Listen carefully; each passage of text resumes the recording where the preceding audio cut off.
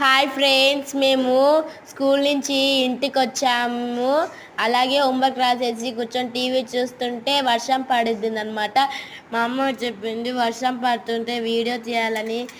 ఫోన్లో కూడా ఛార్జింగ్ లేదు, అయినా కూడా పవర్ బ్యాంక్కి ఫుల్ ఛార్జింగ్ ఉందని పెట్టుకో వచ్చేసాను అనమాట.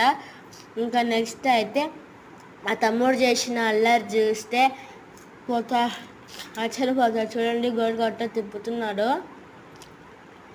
సో వర్షం అయితే లైట్గా పడిందంటే అంత ఫుల్గా పడలేదనమాట.